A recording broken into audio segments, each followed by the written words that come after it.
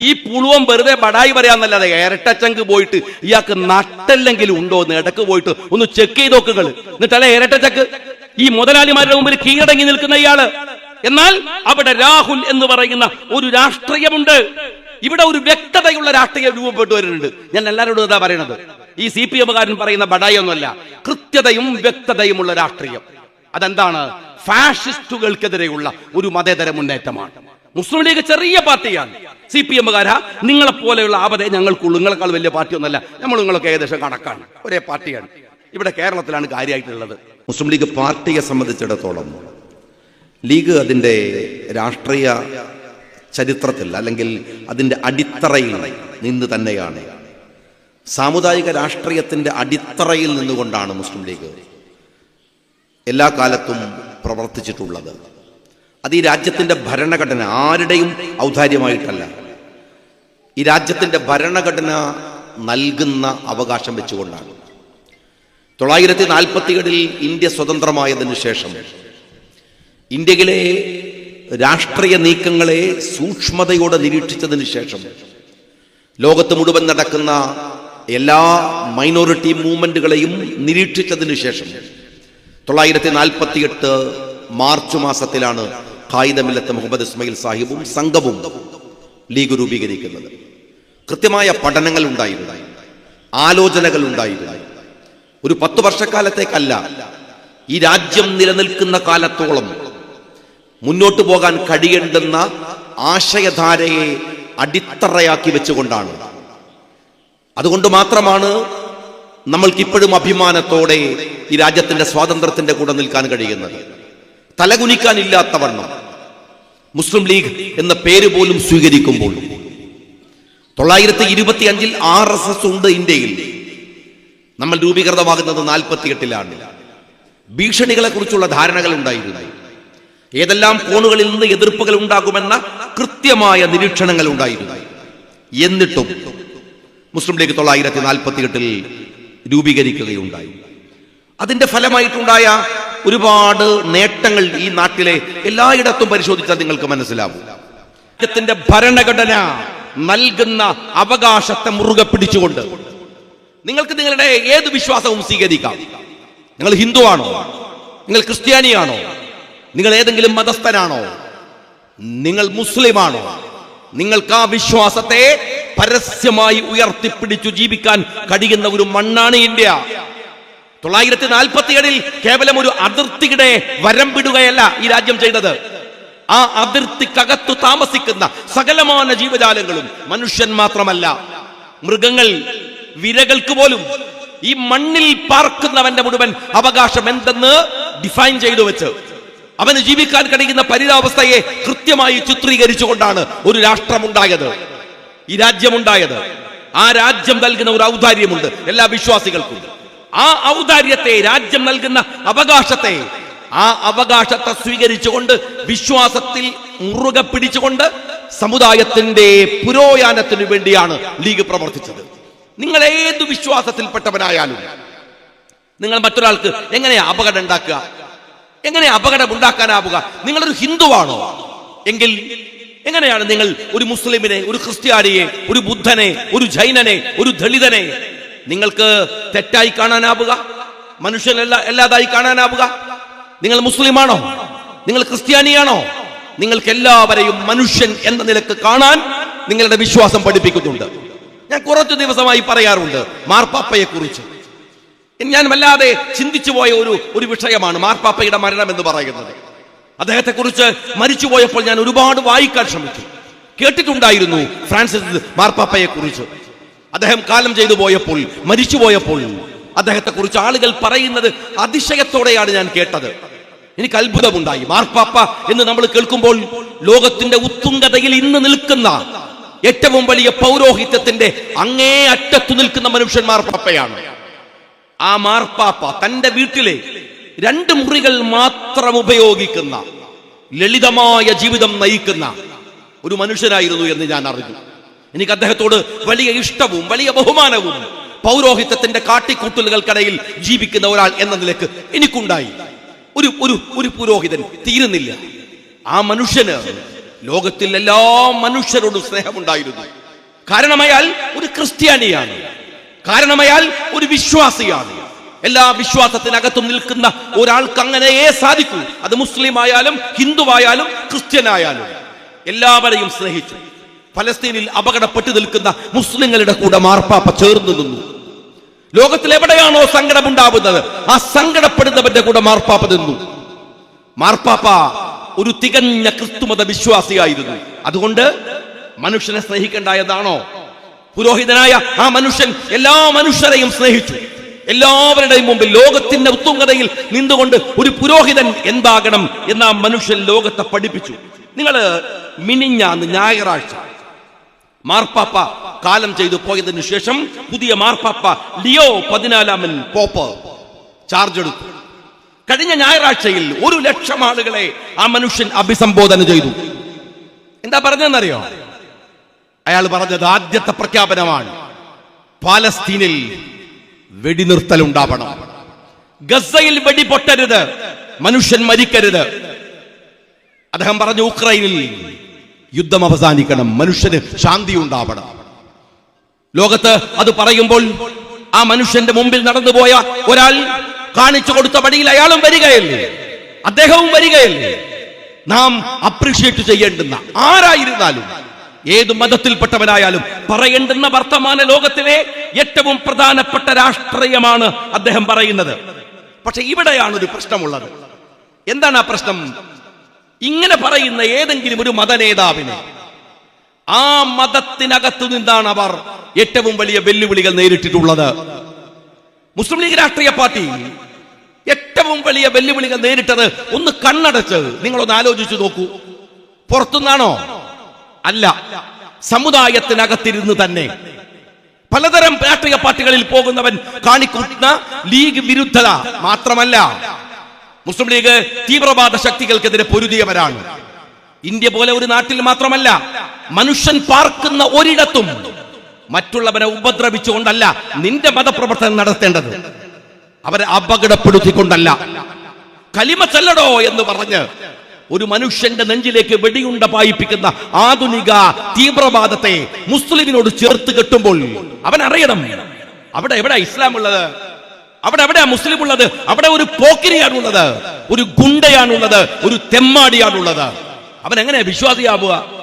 അവൻ എങ്ങനെയാണ് ഒരു നിരപരാധിയെ കൊന്നവൻ ലോകത്തിലെ എല്ലാ മനുഷ്യരെയും 700 കോടി മനുഷ്യരെ കൊന്നവനാണ് എന്ന് പഠിപ്പിച്ച മതത്തിന്റെ പേരിൽ നിങ്ങൾ എങ്ങനെയാ നിരപരാധിയെ കൊല്ലുക? ലീഗ് ചോദിച്ചു. രാജ്യത്ത് പല തീവ്രവാദവും വന്നു. സിമി ലീഗിനെതിരാണ്, ലീഗ് സിമിക്കും എതിരാണ്. ജമാഅത്തെ ഇസ്ലാമിയുടെ ആശയങ്ങൾ അതിതീവ്രമാംവിധം ഒരു ഇസ്ലാമിക് സ്റ്റേറ്റ് അത് പൂർത്തീകരിക്കാതെ മുസ്ലിം ആവില്ല എന്ന് പറയുന്ന ഐഡിയോളജിയോട് ലീഗ് ചേർന്നു നിന്നില്ല, നിൽക്കാനാവില്ല. ലീഗിന് അങ്ങനെ ഒരു സോഫ്റ്റ് കോർണർ എടുക്കാനാവില്ല. NDF വന്നപ്പോ ലീഗ് കൂടെ നിന്നില്ല. ഇവരെല്ലാവരും ചേർന്ന് ലീഗിനെ എതിർത്തു. നിങ്ങൾ നോക്കൂ, മാർപ്പാപ്പ മരിച്ചു പോയപ്പോ എല്ലാവരും, ഞാൻ ഈ പറഞ്ഞതിന്റെ 1000 ഇരട്ടി നാവോടുകൂടി ആ മനുഷ്യനെ പ്രകീർത്തിക്കുമ്പോൾ ആ മനുഷ്യനെ തെറി വിളിക്കുന്ന ഒരു സംഘം ആരാണെന്ന് അറിയുമോ? മരണം ഒന്നിന്റെയും ന്യായീകരണമാവുന്നില്ല എന്ന് പറഞ്ഞ് മാർപ്പാപ്പയെ തെറി വിളിക്കുന്നത് ഖാസ എന്ന് പറയുന്ന ക്രിസ്തീയ സംഘടനയാണ്. ഇത് വിരോധാഭാസമല്ല, സ്വാഭാവികതയാണ്. മാർപ്പാപ്പയോട് ഇവിടുത്തെ ഒരു മുസ്ലിമിന് വെറുപ്പുണ്ടോ? അദ്ദേഹം ക്രിസ്ത്യാനി ആയതുകൊണ്ട്? ഇല്ലല്ലോ. പക്ഷേ ക്രിസ്ത്യാനിയായ ക്രിസ്തുമത സംവിധാനം ലോകത്ത് നിലനിൽക്കണമെന്ന് വിചാരിക്കുന്ന ഖാസക്ക് മാർപ്പാപ്പയോട് വെറുപ്പാണ്. അയാൾ നേരെ മരിച്ചു പോയതിൽ എന്താണ് ഇത്ര സങ്കടം എന്ന് ചോദിക്കുന്നത് ക്രിസ്തീയ സംഘടനയായ ഈ പറയുന്ന ഖാസയാണ്. നിങ്ങൾ മനസ്സിലാക്കണം, ഗാന്ധിജി കൊല്ലപ്പെട്ടു. ആരാ കൊന്നത്? മുസ്ലിമാണോ? ക്രിസ്ത്യാനിയാണോ? എന്റെ സ്നേഹമുള്ളവരെ, നമ്മള് മരിക്കുന്ന സമയത്ത് ഒരു വിശ്വാസിയായ മുസ്ലിം എങ്ങനെയാവണം മരണമെന്നാണ് ആഗ്രഹിക്കുക? നല്ല ആശുപത്രിയിൽ നല്ല അല്ലെങ്കിൽ ബെഡിൽ കിടന്നിട്ട് അങ്ങനെയൊന്നുമല്ലല്ലോ. വിശ്വാസിയുടെ ആഗ്രഹം എന്താണ്? അഷ്ഹദു അല്ലാ ഇലാഹ ഇല്ലല്ലാഹ് വ അഷ്ഹദു അന്ന മുഹമ്മദർ റസൂലുള്ളാഹ് എന്ന കലിമത്തു തൗഹീദിനെ പിന്നെയും പിന്നെയും മനസ്സിൽ ഉറപ്പിച്ചു ദിക്ർ ചൊല്ലി ലാ ഇലാഹ ഇല്ലല്ലാഹ് വ മുഹമ്മദർ റസൂലുള്ളാഹ് എന്ന് ചൊല്ലി മരിക്കണമെന്നല്ലേ? അതല്ലേ ആഗ്രഹം? നമ്മുടെ രാഷ്ട്രപിതാവ് ഗാന്ധിജിയെ വെടിവെച്ച് കൊല്ലപ്പെടുന്ന അവസാന സെക്കൻഡിലും ആ മനുഷ്യൻ ചൊല്ലിയത് ദിക്റാണ്.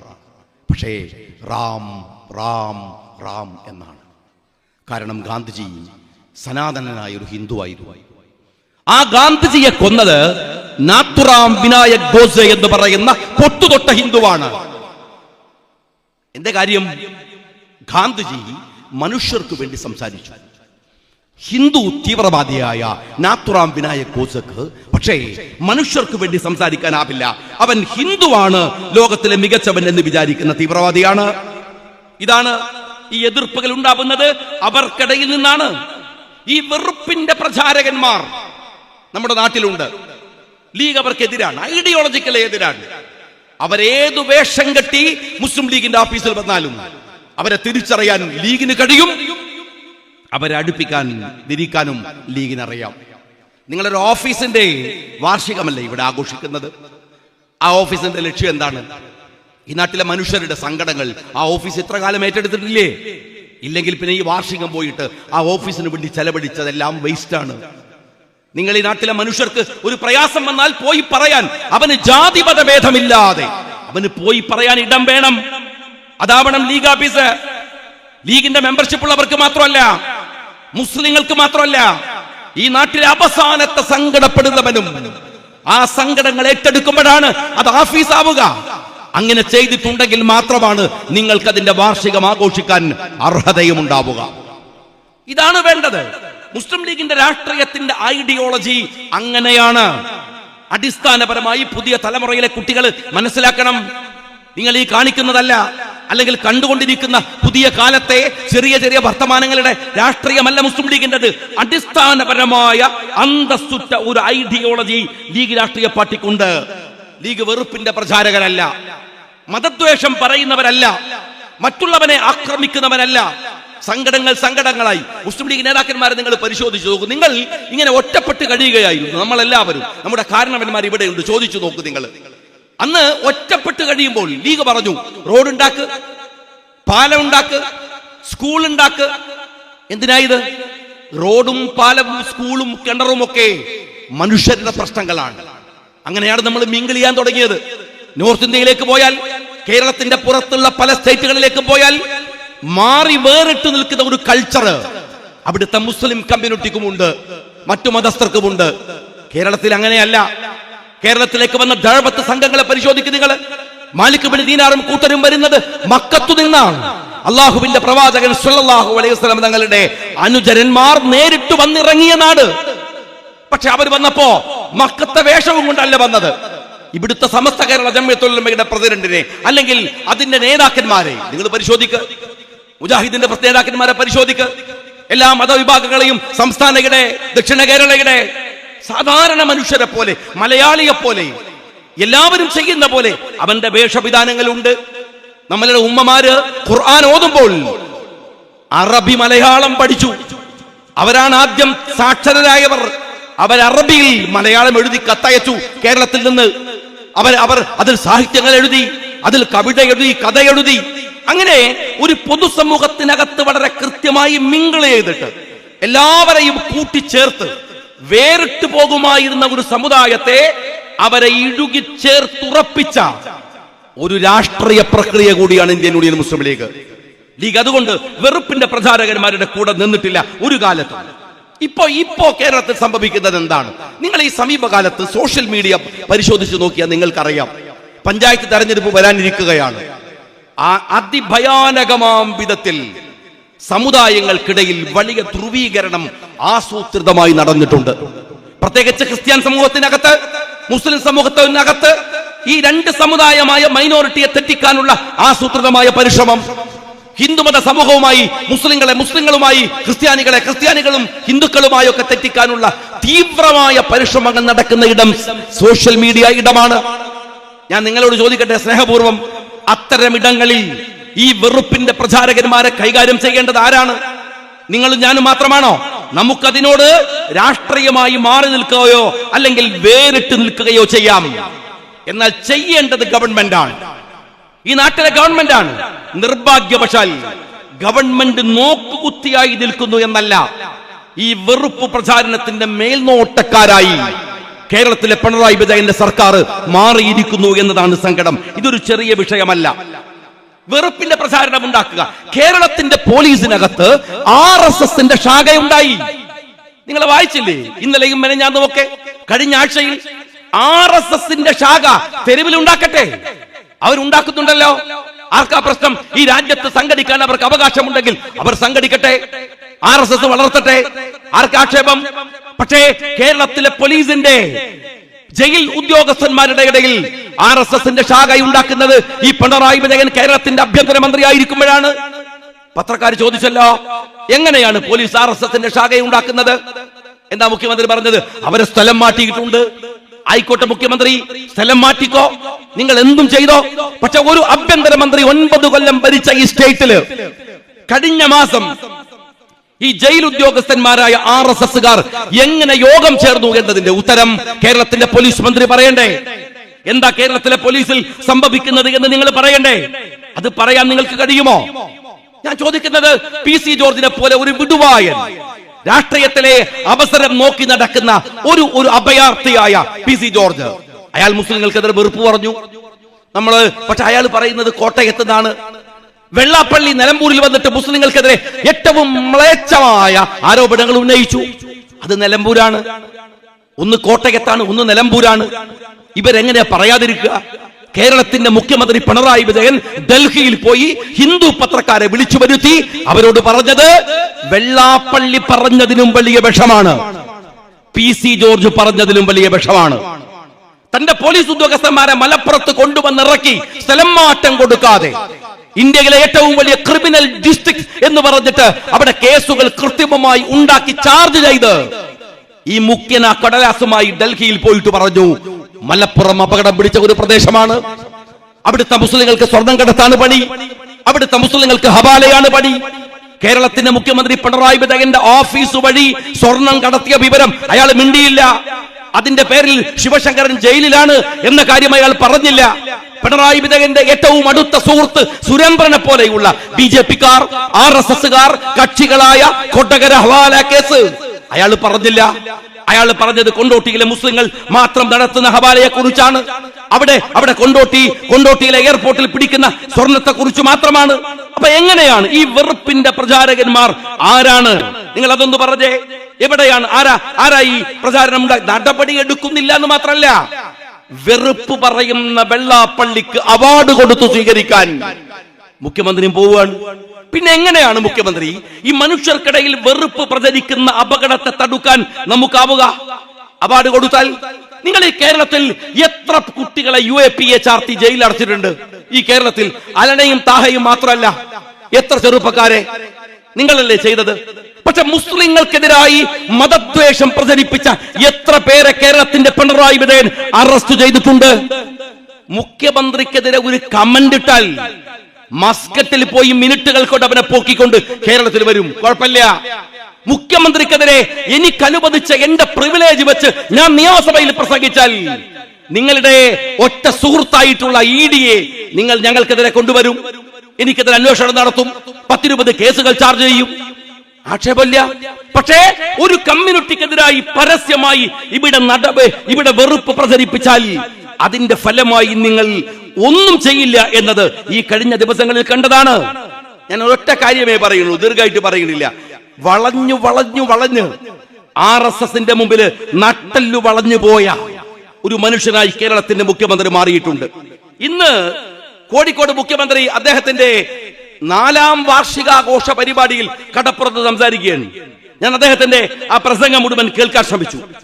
എന്തായാലും പറയുന്ന കാര്യങ്ങള്, സാമ്പത്തിക പ്രതിസന്ധി ഉണ്ട് കേരളത്തിന്. അദ്ദേഹം പത്രക്കാരുടെ ചോദ്യത്തിന് മുമ്പിൽ മറുപടി പറയാൻ പറ്റില്ല, ഉത്തരം പറയാനുള്ള ധൈര്യമില്ല. അതുകൊണ്ട് പതുക്കെ പറഞ്ഞു, സാമ്പത്തിക പ്രതിസന്ധി കേരളത്തിലുണ്ട്. സമ്മതിച്ചോ മുഖ്യമന്ത്രി? സാമ്പത്തിക പ്രതിസന്ധി എങ്ങനെ ഉണ്ടാവുന്നത്? നിങ്ങളുടെ ഫിനാൻഷ്യൽ മാനേജ്മെന്റിന്റെ മാത്രം പ്രശ്നമല്ല, ഒരു ഗവൺമെന്റ് രാജ്യത്ത് ചെയ്യുന്ന ധൂർത്ത് മുഖ്യമന്ത്രിയുമായി ബന്ധപ്പെട്ട് മാത്രമാണ്. എന്നിട്ട് അയാൾ തൊട്ടടുത്ത വർത്തമാനം എന്താണെന്ന് അറിയുമോ? എന്നാൽ കാര്യങ്ങൾ വേണ്ട പോലെ നടക്കുന്നുണ്ട്. ഏതാ ഈ കാര്യങ്ങൾ വേണ്ട പോലെ നടക്കുന്നത്? നിങ്ങൾ ധനകാര്യ വകുപ്പിന്റെ വിജ്ഞാപനം വന്നു, 4ാം വാർഷികം ആഘോഷിക്കാൻ 25 കോടി രൂപ കൊടുക്കാൻ അനുമതി കൊടുത്തു. മുഖ്യമന്ത്രി പിണറായി വിജയന്റെ 500 ഹോർഡിംഗ് വെക്കാൻ 15 കോടി രൂപ കൊടുത്തു. നിങ്ങൾ ആലോചിച്ച് നോക്കുക, അതിനേക്കാൾ വലിയൊരു മോശം പരിപാടി ഉണ്ടോ? അല്ലെങ്കിൽ തന്നെ മനുഷ്യന് സമാധാനമില്ല. ഇയാളുടെ ഈ തിരുമോന്തയും കൂടി കണ്ടാൽ അന്നത്തെ ദിവസം കൊള്ളായി പോകുന്നല്ലാതെ എന്തിനാണ് ഒരു 500 ഹോർഡിംഗ് ഈ 4ാം വാർഷികത്തിന്റെ ഭാഗമായിട്ട് കേരളത്തിന്റെ തെരുവിൽ വെക്കുന്നത്? നിങ്ങൾ പരിശോധിച്ച് നോക്ക്. ആശാ വർക്കർമാർ ഇന്ന് മുഖ്യമന്ത്രി കോഴിക്കോട് 4ാം വാർഷികം ആഘോഷിക്കുന്ന ദിവസം രാവിലെ ആശാ വർക്കർമാരുടെ കേരളം മുഴുവനുള്ള യാത്ര കോഴിക്കോടെത്തി. അവരിന്ന് ഉറങ്ങുന്നത് മാവൂർ ബസ് സ്റ്റാൻഡിലാണ്. ആ അമ്മമാർ, സഹോദരിമാർ തെരുവിൽ കിടന്നുറങ്ങുകയാണ്. ആശാ വർക്കർമാർക്ക് പൈസ കൊടുക്കാൻ മുഖ്യമന്ത്രിയുടെ കയ്യിലുണ്ടോ? ഇല്ല. ജൂൺ 2-ാം തീയതി സ്കൂൾ തുറക്കുകയാണ്. ഇതാ നജാഫ് ഉണ്ട് ഇവിടെ, MSFകാർക്ക് അറിയാം. ആ 2-ാം തീയതി സ്കൂൾ തുറക്കുമ്പോ അവർക്ക് കഞ്ഞി കൊടുക്കാൻ നിങ്ങളുടെ കയ്യിൽ പൈസ ഉണ്ടോ? ഇല്ല. അംഗൻവാടി ഉദ്യോഗസ്ഥന്മാരെ അറിയോ മുഖ്യമന്ത്രിക്ക്? ഈ നാട്ടിൽ കൂലിപ്പണി പോകുന്നവന് 750 രൂപ ഒരു ദിവസം കിട്ടും. ഒരു അംഗൻവാടി വർക്കർക്ക് എന്തെല്ലാം പണിയുണ്ട്. ഓരോ വീടുകളിൽ പോയി പ്രസവിച്ച കുട്ടി അവിടേക്കുള്ള പോഷകാഹാരം അവർക്ക് എത്തിച്ചു കൊടുക്കണം. എല്ലാ കണക്കുകളും സർക്കാർ പറയുന്ന കണക്കുകളും എടുക്കണം. അതും പോരാഞ്ഞ് ഏതെങ്കിലും MLA വിളിക്കുന്ന പരിപാടിയിൽ ആളെ കൂട്ടാൻ ഈ പാവങ്ങൾ പോയി ഇരുന്നു കൊടുക്കണം. ഇതെല്ലാം ചെയ്യണം. അവർക്ക് കിട്ടുന്ന ശമ്പളം എത്രയാണ്? മുഖ്യമന്ത്രി അങ്ങീ ദൂർത്തൊക്കെ ചെയ്യുമ്പോൾ ഈ പാവപ്പെട്ട ഈ അംഗൻവാടി ഉദ്യോഗസ്ഥന്മാർക്ക് കൊടുക്കാനുള്ള പൈസയുണ്ടോ? അതില്ല. കർഷകന്മാർ സംഭരിച്ച നെല്ലിന്റെ പൈസ നിങ്ങൾ കൊടുക്കുമോ? അത് കൊടുക്കില്ല. ക്ഷേമനിധി പെൻഷൻ കൊടുക്കാൻ നിങ്ങളുടെ കയ്യിൽ പൈസയുണ്ടോ? അതില്ല. സാമൂഹിക പെൻഷൻ നിങ്ങൾ ഒരു 10 രൂപയെ കൂട്ടിക്കൊടുക്കുമോ? അതില്ല. ആശുപത്രികളിൽ ജീവൻ രക്ഷാ മരുന്നുകൾ കൊടുക്കാൻ നിങ്ങളുടെ കയ്യിൽ പൈസയുണ്ടോ? അതില്ല. ഡയാലിസിസ് രോഗികൾക്ക് കൊടുക്കാവുന്ന ഇന്ന് വരെ കൊടുത്തുകൊണ്ടിരുന്ന പണം കൊടുക്കാൻ അവർക്ക് കൊടുക്കുന്ന ചെറിയ പൈസ, തുച്ഛമായ പൈസ അവർക്ക് കൊടുക്കാൻ നിങ്ങളുടെ കയ്യിൽ പൈസയുണ്ടോ? അതില്ല. അതിനേക്കാൾ സങ്കടം നിങ്ങൾ അറിയും. വയനാട്ടിലെ ദുരന്തം നിങ്ങൾക്കൊക്കെ ഓർമ്മയില്ലേ? എത്രമാത്രം കടബാധ്യതകളോടുകൂടി, എത്രമാത്രം ജീവനഷ്ടത്തോടുകൂടി, എത്ര കുടുംബങ്ങൾ അനാഥമായി പോയ ദുരന്തമാണ്. ആ കുടുംബങ്ങൾ ഇന്നലെ അവരുടെ വീടുകളിൽ വാടക കൊടുക്കാനില്ലാതെ പുറത്തേക്ക് ഇറക്കേണ്ട ഗതികളിലായി. 600 കുടുംബങ്ങൾക്ക് വാടക കൊടുക്കാൻ കഴിഞ്ഞിട്ടില്ല ഈ മാസം. മുഖ്യമന്ത്രി, നിങ്ങൾ ഈ രാജ്യത്തെടുക്കുന്ന പണി എന്താണ്? നിങ്ങൾ എന്തിനാണ് ഈ രാജ്യം ഭരിച്ചുകൊണ്ടിരിക്കുന്നത്? എന്തിനാണ് ഈ രാജ്യത്ത് നിങ്ങൾ ഭരിക്കുന്നതിന്റെ രാഷ്ട്രീയം എന്താണ്, അർത്ഥം എന്താണെന്ന് നിങ്ങളൊന്ന് പറയും. നിങ്ങൾ തെരുവ് നായ മുഖ്യമന്ത്രി ഒരു വാറോല ഇറക്കിയിട്ടില്ലേ? അതിവിശാലമായ വാറോല, 4 കൊല്ലം ഭരിച്ചതിന്റെ വാറോല. ആ വാറോലയിൽ ഇതൊക്കെ പറയണില്ലേ? ഞാൻ ചോദിക്കുന്നു, നിങ്ങൾ നായ കടിക്കുന്നതിനെ കുറിച്ച് പറഞ്ഞല്ലോ, ABC പ്രോജക്ട്. കേരളത്തിൽ തെരുവ് നായ്ക്കൾ കടിക്കാത്ത ഒരു ദിവസം ഒരു പത്രം പുറത്തിറങ്ങുന്നുണ്ടോ? ഒരാളെ തെരുവ് നായി കടിച്ചില്ല എന്ന് ആശ്വസിക്കാവുന്ന എന്തൊരു കഷ്ടാണ് മുഖ്യമന്ത്രി. നിങ്ങളെ കാലം വന്ന നായ്ക്കളെ കൊണ്ട് റോട്ടിലും ഇറങ്ങിക്കൂടാ, നിങ്ങളെ കൊണ്ട് തിരുവനന്തപുരത്തും വന്നുകൂടാ എന്ന കോലത്തിലേക്കല്ല ജനങ്ങൾ മാറുന്നത്. മുഖ്യമന്ത്രി നാട്ടിലിറങ്ങിയാൽ കട മുഴുവൻ പൂട്ടിക്കുക, നായ്ക്കൾ തെരുവിലിറങ്ങിയാൽ മനുഷ്യരെ മുഴുവൻ കടിക്കുക, മനുഷ്യൻ തെരുവിൽ വന്ന നായ്ക്കൾ വന്ന് കടിക്കുക. എന്തൊരു കഷ്ടാണ് നിങ്ങൾ. എന്നാൽ ഈ എഴുതിയ വാറോലയിൽ നായകളുടെ കടിയിൽ നിന്ന് രക്ഷപ്പെടാനുള്ള ABC പദ്ധതിയുണ്ട്. ഞാൻ മുഖ്യമന്ത്രിയോട് ചോദിക്കട്ടെ, നിങ്ങൾ ഇറക്കിയ വാറോലയിൽ മനുഷ്യരും വന്യജീവികളും തമ്മിലുള്ള സംഘർഷം തടുക്കാൻ ശ്രമിക്കുന്നു എന്നുണ്ട്. എവിടെയാണ് നിങ്ങൾ തടുത്തത്? 5 ലക്ഷത്തിന്റെ ചെക്ക് എഴുതി വെച്ചിരിക്കുകയാണ്. അത് വീടുകളിൽ മരിച്ചു കൊല്ലപ്പെട്ടു പോയവന്റെ വീടുകളിൽ കൊണ്ടുപോയി കൊടുക്കുന്ന പണിയാണ് ഈ ശശി എന്ന് പറയുന്ന മന്ത്രിക്കുള്ളത്. വേറെന്താ ഉള്ളത്? നിങ്ങൾ എന്ത് നടപടിയാണ് ഈ മനുഷ്യനും വന്യജീവിയും തമ്മിലുള്ള സംഘർഷത്തെ ലഘൂകരിക്കാൻ നിങ്ങൾ ചെയ്തത്? ഞാൻ ചോദിക്കട്ടെ, നിങ്ങളുടെ ഈ വാറോയിലയിൽ പറയുന്ന ഒരു കാര്യമുണ്ടല്ലോ, പട്ടിക വിഭാഗത്തിന്റെ ഭൂമിയും വീടും വെച്ചു കൊടുക്കാൻ ശ്രമിച്ചു. അതിന്റെ കണക്ക് ഞാൻ പറയണില്ല. ഞാൻ വേറൊരു കാര്യം ചോദിക്കട്ടെ മുഖ്യമന്ത്രി, പട്ടിക വിഭാഗക്കാർ കേരളത്തിലെ സ്കൂളുകളിൽ നിന്ന് കൊഴിഞ്ഞു പോകുന്നതിന്റെ അളവ് 9 കൊല്ലം കേരളത്തിന്റെ മുഖ്യമന്ത്രിയായ പിണറായി വിജയൻ അറിയുമോ? ഞാൻ വയനാട്ടുകാരനാണ്, എനിക്കറിയാം. നിങ്ങൾക്ക് ഈ പ്രദേശത്ത് പാർക്കുന്നവർക്കറിയാം. സ്കൂളുകളിൽ നിന്ന് തോറ്റിട്ടല്ല, പഠിക്കാൻ ഇറങ്ങിപ്പോകുന്നവർ എത്ര ശതമാനമെന്നറിയോ? 50% മുകളിൽ കേരളക്കരയിൽ. ആ പട്ടിക വിഭാഗത്തെ രക്ഷപ്പെടുത്തിയെടുക്കാൻ മുഖ്യമന്ത്രി എന്താ ചെയ്തത്? ക്രമസമാധാനത്തെ കുറിച്ച് പറഞ്ഞല്ലോ മുഖ്യമന്ത്രി. ഈ നാട്ടിൽ പോകട്ടെ, അവനവന്റെ വീട്ടില് തന്റെ മകന്റെ കൂടെ കിടന്നുറങ്ങാൻ ഒരു ഉമ്മ ഭയക്കുന്നത്, ഒരമ്മ പേടിക്കുന്നത്. മുഖ്യമന്ത്രി എത്ര പേർ അതിന്റെ ആഴം വർദ്ധിച്ചിട്ടുണ്ട്? ഏതു ക്രമസമാധാനമാണ് നാട്ടിൽ നിങ്ങൾ ഈ കാലത്തിനിടയിൽ ഉണ്ടാക്കിയത്? ഈ മുഖ്യമന്ത്രി ഉളുപ്പില്ലാതെ ലക്ഷങ്ങൾ കോടികൾ ചെലവഴിച്ച് അടിച്ച വാറോളയിൽ പറയാണ് പവർ കട്ടില്ല. എന്റെ മുഖ്യമന്ത്രി, നമ്മുടെ നാട്ടിൽ പവർ കട്ടില്ലാത്തത് കേരളത്തിന്റെ മുഖ്യമന്ത്രി പിണറായി വിജയൻ ആയതുകൊണ്ടല്ല. നിങ്ങൾ മൻമോഹൻ സിംഗ് എന്ന് പറയുന്ന ഒരു പ്രധാനമന്ത്രിയെ ഓർമ്മിക്കണം. കഴിഞ്ഞ UPA ഗവൺമെന്റിനെ താഴെ ഇറക്കാൻ പിണറായി വിജയന്റെ പാർട്ടി പറഞ്ഞത് ആണവ കരാറുമായി ബന്ധപ്പെട്ടാണ്. ഇന്ത്യയിലെ ആണവ കരാറിന്റെ പ്രതിഫലനമാണ് ഇവിടെ നമുക്ക് എനർജി പോവാത്തത്. പക്ഷെ ഞാൻ ചോദിക്കട്ടെ പിണറായി വിജയനോട്, പവർ കട്ടില്ലാത്ത കേരളത്തെ കുറിച്ച് പറയുമ്പോ കറന്റ് ബില്ല് എത്ര തവണ കൂട്ടിയ കേരളം എന്നെന്തേ നിങ്ങൾ പറയാത്തത്?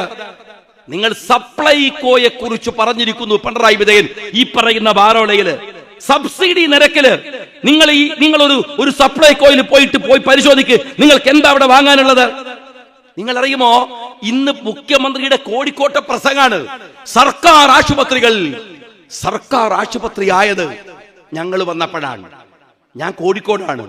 നിങ്ങൾ സർക്കാർ ആശുപത്രിയിൽ ചെയ്ത പണി എന്താണ്? 4 പേരോ 5 പേര് കഴിഞ്ഞ ആഴ്ച കോഴിക്കോട് മെഡിക്കൽ കോളേജിൽ കൊല്ലപ്പെട്ടു പോയി. എന്താ കാര്യം? ICUവില് തീ പിടിച്ചു. പുതിയ ICU ആണ്, അതിന് തീ പിടിച്ചു. അവരെ മാറ്റി, ബഹളമയം, കൊല്ലപ്പെട്ടു പോയി. പെട്ടെന്ന് വെന്റിലേറ്ററിൽ നിന്ന് മാറ്റി, രോഗികൾ മരിച്ചുപോയി. അത് കഴിഞ്ഞിട്ട് 2 ദിവസം പത്രക്കാർ നിൽക്കുകയാണ്, ഉദ്യോഗസ്ഥന്മാർ നിൽക്കുകയാണ്, പിന്നെയും തീ. എന്താ കാര്യം എന്നറിയോ? വികസനത്തിന്റെ പേരിൽ ഇവർ ചെയ്യുന്ന തട്ടിപ്പാണ്.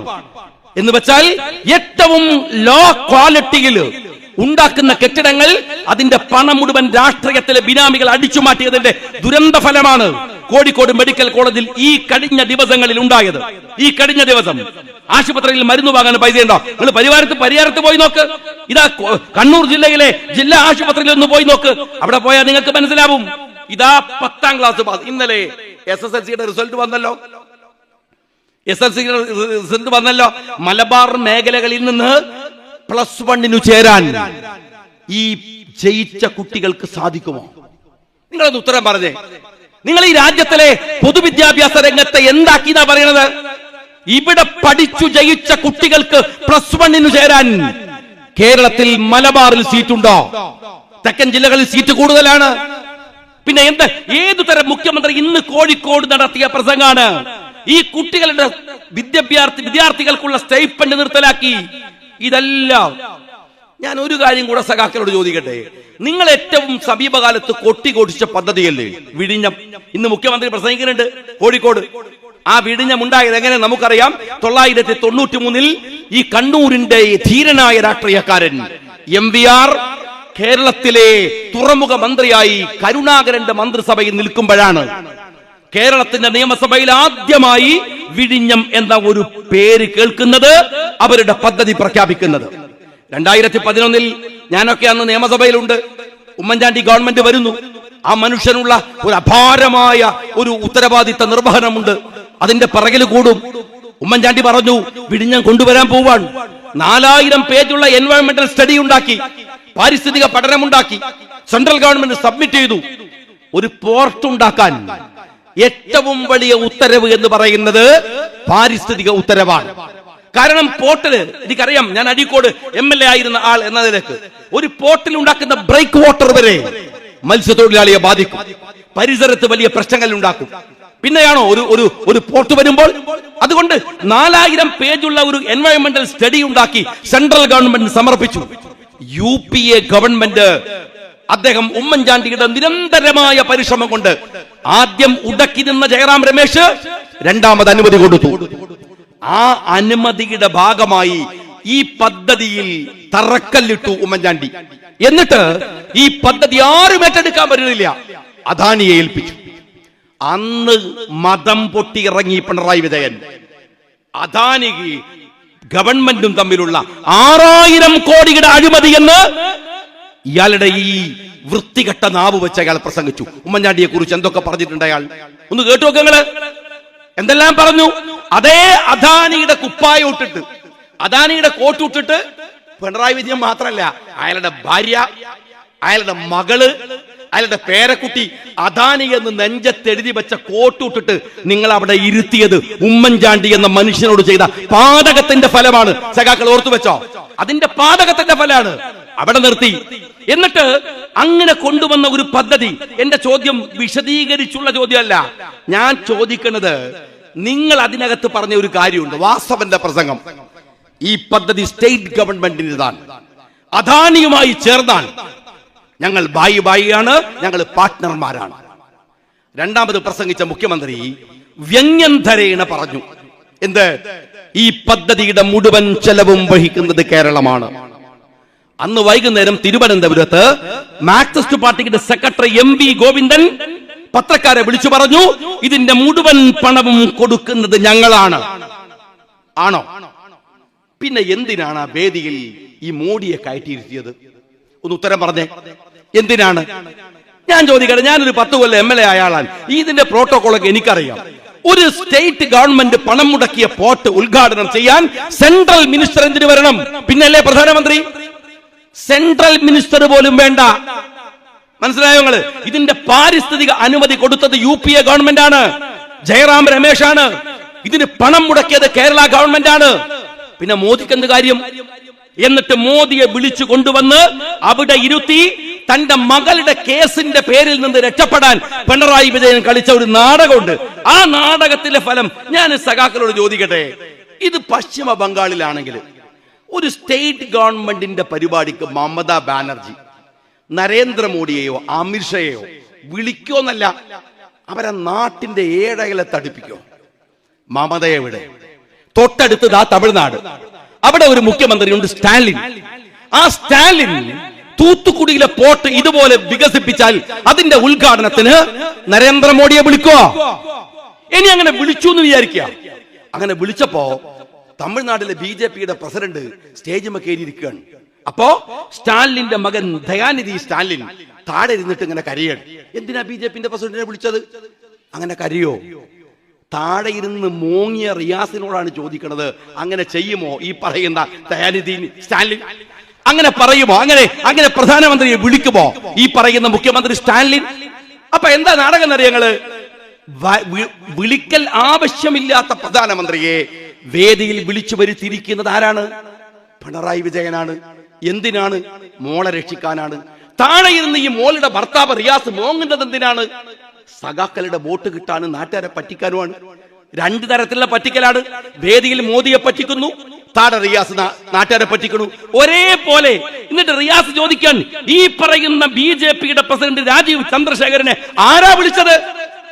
വീട്ടിൽ പോയിട്ട് അമ്മോഷനോട് ചോദിക്കണോ? ഞങ്ങളാ വിളിച്ചത്? പത്രക്കാരാ വിളിച്ചത്? നിങ്ങൾ പറയുന്നത് കേന്ദ്രം കൊടുത്ത ലിസ്റ്റ് ആണെന്നല്ലേ? ശുദ്ധ കളവല്ലേ അത്? ശുദ്ധ കളവല്ലേ? കേന്ദ്രം കൊടുത്ത ലിസ്റ്റ് അല്ല. വാസവന്റെ പത്രസമ്മേളനം എന്റെ കയ്യിലുണ്ട്.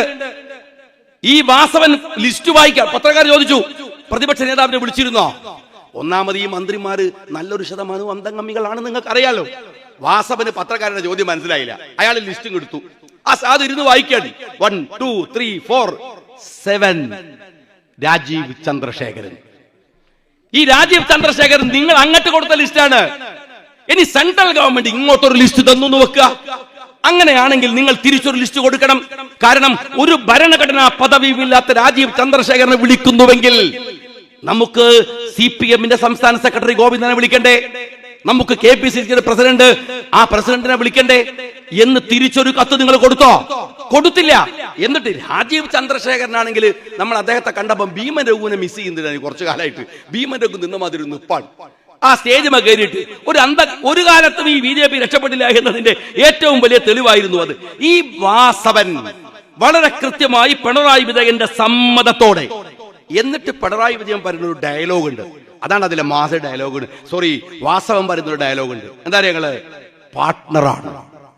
അതിന് മറുപടി പറയുന്ന മോദിയുണ്ട്. മോദി പറഞ്ഞു, ഇതാ ഒരു കമ്മ്യൂണിസ്റ്റ് ഗവൺമെന്റ്, ഞങ്ങൾ പാർട്ട്ണറാണെന്ന് പറഞ്ഞിരിക്കുന്നു. ഇത് പലരുടെയും ഉറക്കം കെടുത്തു. സഖാവേ, ആരുടെ ഉറക്ക കെടാൻ പോണത്? ആത്മാർത്ഥമായി ഇത് കമ്മ്യൂണിസമാണെന്ന് വിചാരിച്ച് നിങ്ങൾക്ക് വേണ്ടി മുദ്രാവാക്യം വിളിച്ച് ചങ്ക് പൊട്ടിയ പാവം സഖാക്കളുടെ ഉറക്കേ കെടൂ. ഞങ്ങൾക്ക് എങ്ങനെ ഉറക്കം കെടാൻ? ഞങ്ങൾക്ക് ഇത് ആദ്യം അറിയില്ലേ? നിങ്ങൾ കൂട്ടുകെട്ടാണെന്ന് അറിയാത്തവരല്ലല്ലോ ഞങ്ങള്. പാവം സഖാക്കൾക്കല്ലേ അറിയാത്തത്.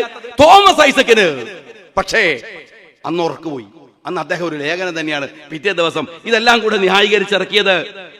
എന്ന് ഞാൻ സഖാക്കളോട് പറയട്ടെ, നിങ്ങൾ കമ്മ്യൂണിസ്റ്റ് ആണെന്നൊക്കെ ചുമ്മാ പറയല്ലേ എന്ന് നിങ്ങൾ മനസ്സിലാക്കിക്കോ. മുതലാളിമാര്, അദാനി പോട്ടെ, അദാനിയൊക്കെ വലിയ മുതലാളിയല്ലേ, നാട്ടും പുറത്തെ തുക്കട പൈസക്കാരെ കാണുമ്പോഴേക്കും മുട്ടുപറച്ച് മൂത്രമൊഴിച്ചു പോകുന്ന ഒരു മുഖ്യമന്ത്രിയാണെന്ന് എൻ്റെ പിണറായി വിജയൻ നിനക്കറിയോ? നിങ്ങളിപ്പോ ഒരു യാത്ര പോകുന്നുണ്ടല്ലോ, പുതിയ യാത്ര, അതിലാരാ പ്രമാണിമാര്? ഞാൻ ചോദിക്കട്ടെ, മുഖ്യമന്ത്രി എല്ലാ ജില്ലയിലും ഇപ്പം എന്തിനാ സന്ദർശിക്കുന്നത്? 4ാം വാർഷിക. എന്നാ പിന്നെ ഒരു 5-6 മാസം മുമ്പ് ഒരു ബസ്സുമായിട്ട് വന്നല്ലോ. ആലിബാബയും 41 കള്ളന്മാരെന്ന് പറഞ്ഞ മാതിരി കേരളത്തിന്റെ മുഖ്യമന്ത്രി 20 കള്ള മന്ത്രിമാരും കൂടെ രാജ്യത്ത് മുഴുവൻ പോയല്ലോ, കക്കൂസും ലിഫ്റ്റൊക്കെ ഉള്ള ബസ്സുമായിട്ട്. എന്നിട്ട് അന്ന് മന്ത്രിമാരുടെ ട്വീറ്റാണ് രസം. ഭക്ഷണം കഴിക്കണമെങ്കിൽ കണ്ണൂർ വരണം, കണ്ണൂരിൽ ടേസ്റ്റ് ഭയങ്കരമാണ്. എന്നോട് ടേസ്റ്റ് നോക്കാൻ പറഞ്ഞാ ചെയ്യുന്നു ഈ മന്ത്രിമാരെ. എന്നിട്ട് പറയാ, കോഴിക്കോട്ട് കശുവണ്ടി നെയ്യിൽ പൊരിച്ചാൽ അത് നല്ലത് കിട്ടണമെങ്കിൽ കോഴിക്കോട് ചെറിയാന്റെ ഇതാണ്.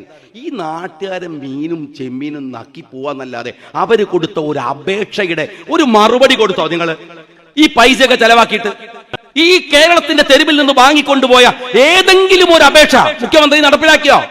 എന്നിട്ട് ഉളുപ്പില്ലാതെ പിന്നെയും 4ാം വാർഷികമായിട്ട് പിന്നെയും വരിക അയാള്.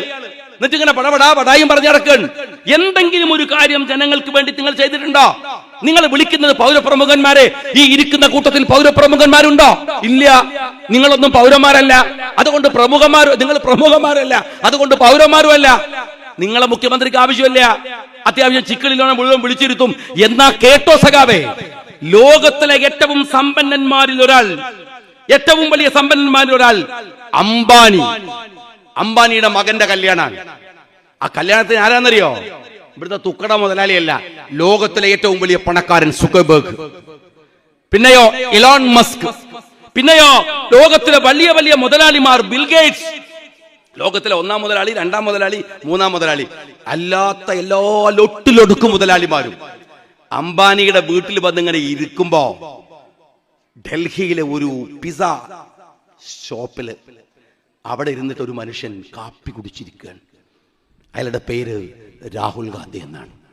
സഖാവേ, അങ്ങനെ ഒരു മനുഷ്യന്റെ രോമം പോലുമാകാൻ നിന്റെ ഒരു കമ്മ്യൂണിസ്റ്റ് നേതാവ് ഇന്ന് ഇന്ത്യയിൽ ജീവിച്ചിരിപ്പില്ല. ഈ പുളുവം വെറുതെ ബടായി പറയാന്നല്ലാതെ ഇരട്ടച്ചങ്ക് പോയിട്ട് ഇയാൾക്ക് നട്ടെല്ലെങ്കിലും ഉണ്ടോ എന്ന് ഇടക്ക് പോയിട്ട് ഒന്ന് ചെക്ക് ചെയ്ത് നോക്കുകൾ. എന്നിട്ടല്ലേ ഇരട്ടച്ചക്ക് ഈ മുതലാളിമാരുടെ മുമ്പിൽ കീഴടങ്ങി നിൽക്കുന്ന ഇയാള്. എന്നാൽ അവിടെ രാഹുൽ എന്ന് പറയുന്ന ഒരു രാഷ്ട്രീയമുണ്ട്. ഇവിടെ ഒരു വ്യക്തതയുള്ള രാഷ്ട്രീയം രൂപപ്പെട്ടു വരുന്നുണ്ട്. ഞാൻ എല്ലാവരോടും ഇതാ പറയണത്. ഈ CPM-കാരൻ പറയുന്ന ബടായി ഒന്നുമല്ല, കൃത്യതയും വ്യക്തതയുമുള്ള രാഷ്ട്രീയം. അതെന്താണ്? ഫാഷിസ്റ്റുകൾക്കെതിരെയുള്ള ഒരു മതേതര മുന്നേറ്റമാണ്. മുസ്ലിം ലീഗ് ചെറിയ പാർട്ടിയാണ്. CPM-കാരാ, നിങ്ങളെപ്പോലെയുള്ള ആപതേ ഞങ്ങൾക്കുള്ളൂ. നിങ്ങളെക്കാൾ വലിയ പാർട്ടി ഒന്നല്ല. നിങ്ങളൊക്കെ ഏകദേശം കണക്കാണ്, ഒരേ പാർട്ടിയാണ്. ഇവിടെ കേരളത്തിലാണ് കാര്യമായിട്ടുള്ളത്. അത്രേ ഉള്ളൂ. തമിഴ്നാട്ടിലൊക്കെ നമുക്ക് അത്യാവശ്യം ആളുകളുണ്ട് എന്നല്ലാതെ നമ്മളൊക്കെ 2 കൂട്ടർ ചെറിയ പാർട്ടിയാണ്. MP-മാരൊക്കെ അത്രേ നമ്മളെ കയ്യിലുള്ളൂ.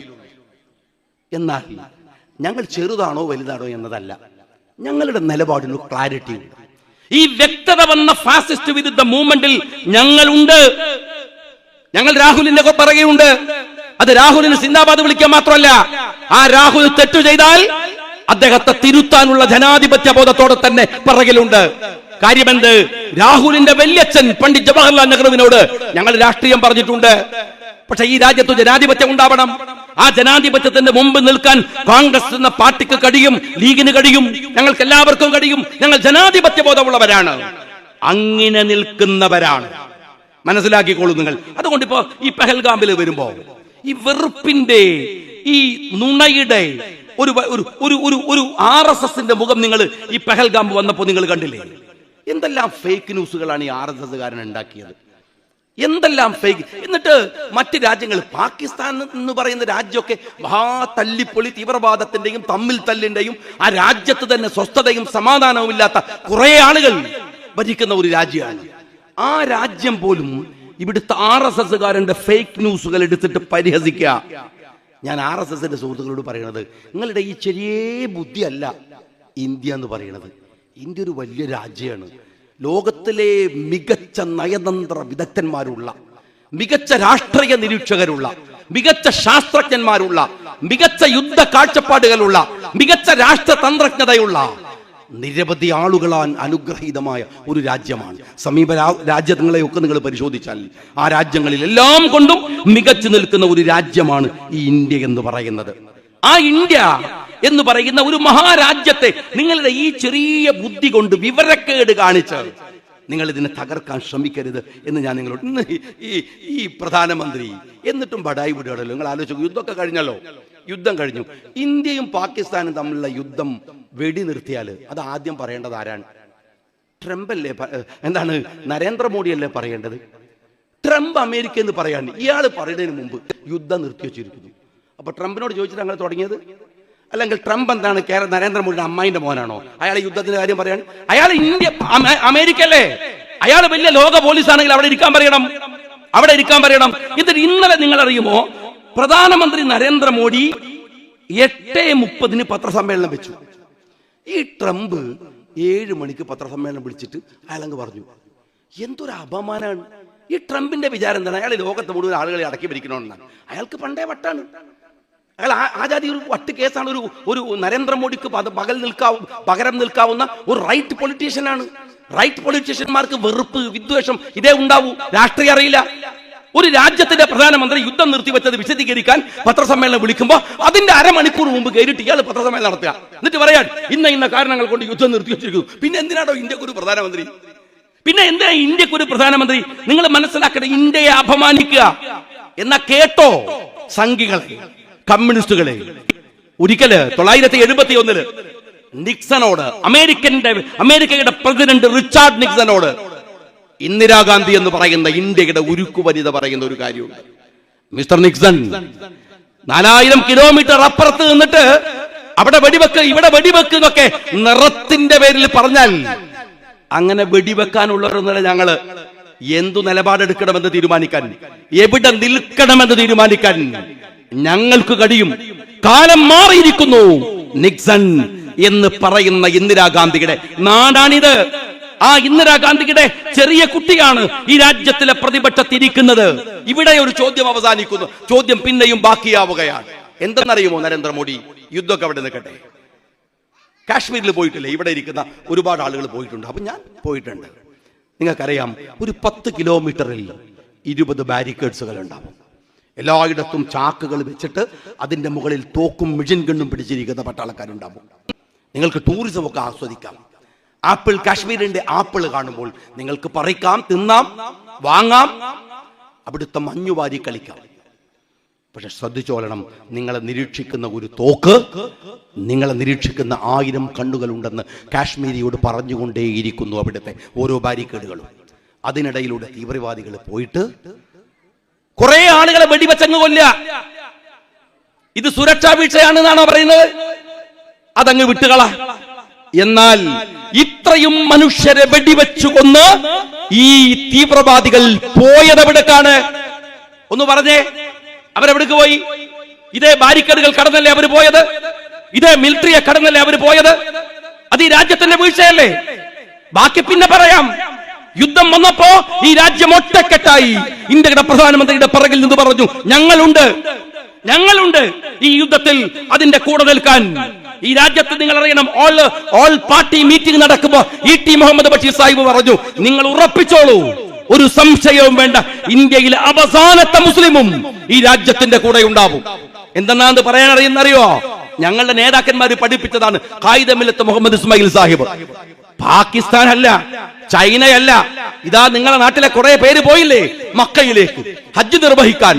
ഞങ്ങളുടെ അന്ത്യപ്രവാചകൻ ഉറങ്ങുന്ന മണ്ണവിടെയാണ്, ഞങ്ങളുടെ കഅബ അവിടെയാണ്. പക്ഷെ ആ സൗദി അറേബ്യ ഇന്ത്യക്കെതിരെ പടപെട്ടാൻ വന്നാൽ നെഞ്ചു വിരിച്ച് ഇന്ത്യയുടെ കൂടെ നിൽക്കാൻ ഇന്ത്യൻ യൂണിയൻ മുസ്ലിം ലീഗ് ഉണ്ടാകുമെന്ന് ഖായിദ മില്ലത്ത് മുഹമ്മദ് ഇസ്മായിൽ സാഹിബ് പറഞ്ഞു. അത് ഏറ്റുപിടിച്ച് ബഷീർ സാഹിബ് പറഞ്ഞു, ഓൾ പാർട്ടി മീറ്റിംഗിനകത്ത് ഞങ്ങൾ ഇവിടെ ഉണ്ടാകും, സംശയമൊന്നുമില്ല. പക്ഷെ മോദി, നിങ്ങൾ പറയേണ്ട ഒരു ഉത്തരവാദിത്തമുണ്ട്. അവർ വെടിവെച്ചു കൊന്നു ഇത്ര പേരെ, എന്നിട്ട് അവരെവിടേക്ക് പോയി? അവരെ പിടിച്ചോ? ഞാൻ ഈ യുദ്ധം പ്രഖ്യാപിച്ച് യുദ്ധം തുടങ്ങി വരുമ്പോ ഞാൻ എന്റെ മനസ്സിൽ വിചാരിച്ചത്, ഇത് മോദിയുടെ കസ്റ്റഡിയിൽ ഉണ്ടാകും, ഇന്ത്യയുടെ മിലിറ്ററിയുടെ കസ്റ്റഡിയിൽ ഉണ്ടാകും, ഇന്ത്യയുടെ പോലീസിന്റെ കസ്റ്റഡിയിൽ ഉണ്ടാകും. ഇത് കഴിഞ്ഞാൽ അവര് പറയും, വെടി നിർത്തിയല്ലോ, എവിടെ അവര്? വെടിവെച്ചവരെവിടെ? ഈ കുഴപ്പങ്ങൾ മുഴുവൻ ഉണ്ടാക്കിയ പഹൽഗാമിലെ പാപങ്ങളെ കൊന്ന ഈ തീവ്രവാദികൾ എവിടെ? ഒന്ന് പറഞ്ഞേ, നിങ്ങള് ഒന്ന് പറഞ്ഞേ. അതുകൊണ്ട് ഈ രാജ്യത്ത് ഒരു വലിയ പരാജയമാണ് നരേന്ദ്രമോദി എന്നതിന്റെ ബാക്കി പത്രങ്ങളാണ് കണ്ടുകൊണ്ടിരിക്കുന്നത്. ഗൗരവത്തോടെ ഞാൻ സ്നേഹപൂർവ്വം എന്റെ പ്രവർത്തകന്മാരോട്, എന്റെ സുഹൃത്തുക്കളോട്, സഹപ്രവർത്തകന്മാരോട് പറയട്ടെ, അഭിമാനത്തോടെ ലീഗ് രാഷ്ട്രീയ പാർട്ടി നിൽക്കാനുള്ള ഒരു ചരിത്രപരമായും പ്രായോഗികമായുമുള്ള അന്വേഷണങ്ങളാണ് MSF-കാരൻ, യൂത്ത് ലീഗുകാരൻ നടത്തേണ്ടത്.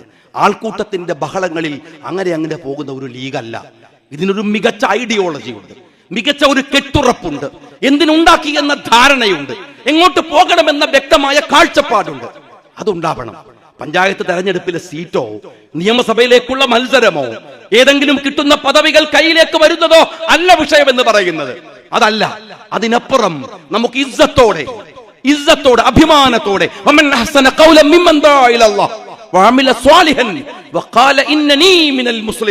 നല്ലത് പ്രവർത്തിച്ച് നല്ലത് മാത്രം ചെയ്ത് ഞാനൊരു വിശ്വാസിയായ മുസ്ലിമാണെന്ന് അഭിമാനത്തോടെ പറഞ്ഞ് ഈ മണ്ണിൽ അവസാന ശ്വാസം വരെ ജീവിക്കാനുള്ള സ്വാതന്ത്ര്യത്തിനു വേണ്ടിയുള്ള പോരാട്ടത്തിന്റെ പേരാണ് ഇന്ത്യൻ യൂണിയൻ മുസ്ലിം ലീഗ് എന്ന് പറയുന്നത്. അതിനെ ഉറപ്പിച്ചു നിർത്താൻ കഴിയുക എന്നത് പ്രധാനമാണ്. അതല്ലാതെ ഇവിടുത്തെ ഏതെങ്കിലും ഒരു ഭരണകൂടം കാട്ടിക്കുന്ന ഉമ്പാക്കിയുടെ മുമ്പിലൊന്നും നമ്മൾ വീഴാൻ പോണില്ല, ഭയപ്പെടുകയുമില്ല. NRC വന്നല്ലോ, എന്നിട്ട് എന്തുണ്ടായി? നിങ്ങൾ മുത്തലാഖ് നിരോധിച്ചല്ലോ, എന്നിട്ട് എന്തുണ്ടായി? നിങ്ങളെല്ലാം എടുത്തോളൂ, പക്ഷെ ഞങ്ങൾ ഇവിടെ ഉണ്ടാവും, വിശ്വാസിയായി ഇവിടെ ഉണ്ടാവും. അവസാന ശ്വാസം വരെ ഈ നാട്ടിന്റെ സ്വാതന്ത്ര്യം നുകർന്ന് ഞങ്ങൾ ഇവിടെ ഉണ്ടാകും.